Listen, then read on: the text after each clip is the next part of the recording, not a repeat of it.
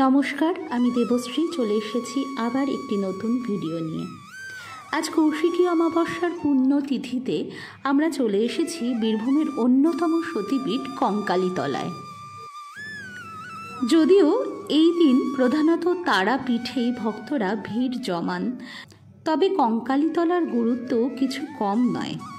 গুপ্ত তন্ত্র সাধনার ক্ষেত্র হিসেবে এই সতীপীঠ তান্ত্রিক তথা সাধক এবং ভক্তদের কাছেও অতীব সমাদৃত।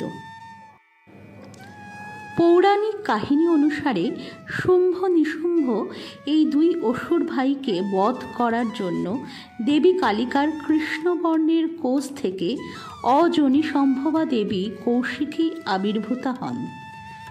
তাই এই দিনে প্রধানত তারাপীঠে এবং অন্যান্য সকল সতীপীঠে দেবীর বিশেষ আরাধনা হয়ে থাকে। সাধক বামাখ্যাপা এই দিনে সাধনায় সিদ্ধি লাভ করেন।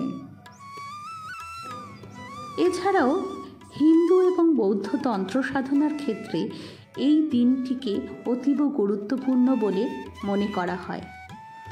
মান্যতা আছে এই দিনে একত্রে স্বর্গ এবং নরকের দ্বার খুলে যায়,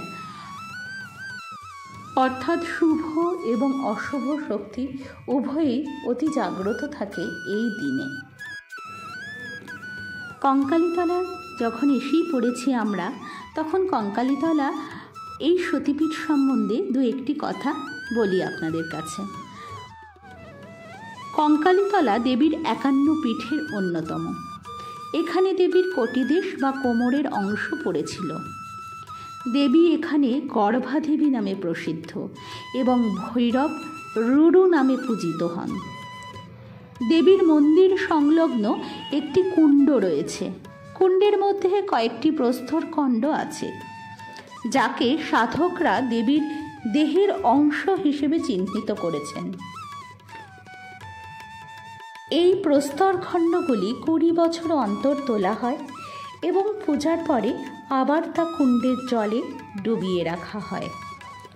মান্যতা আছে এই কুণ্ডের সাথে কাশীর মণিকর্ণিকা ঘাটের সরাসরি যোগ রয়েছে। তাহলে আসুন, কৌশিকী অমাবস্যা অর্থাৎ ভাদ্র অমাবস্যা, আর এই অমাবস্যা যেহেতু সোমবার পড়েছে 2রা সেপ্টেম্বর, তাই একে সোমবতী অমাবস্যাও বলা হয়ে থাকে। যেহেতু এই বছর সোমবার পড়েছে তাই এটি সোমবতী অমাবস্যা। তো এই দিনে আমরা সকলে দেবীর কাছে প্রার্থনা করি এবং কঙ্কালী মায়ের পুজো দিই।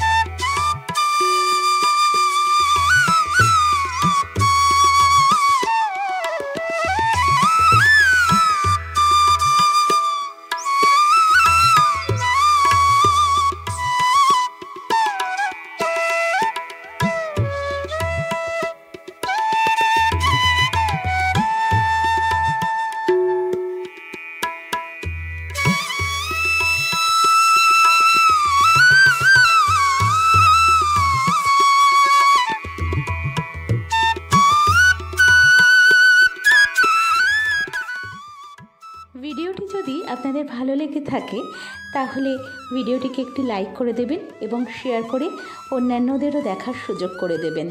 আর যদি আমার চ্যানেলের অন্যান্য ভিডিও এবং চ্যানেলটিকে আপনাদের ভালো লেগে থাকে তাহলে অবশ্যই সাবস্ক্রাইব করে পাশে থাকবেন এবং বেল নোটিফিকেশনটি ক্লিক করে দেবেন, যাতে সবার আগে আপনাদের কাছে আমার ভিডিওগুলোর নোটিফিকেশন পৌঁছে যেতে পারে।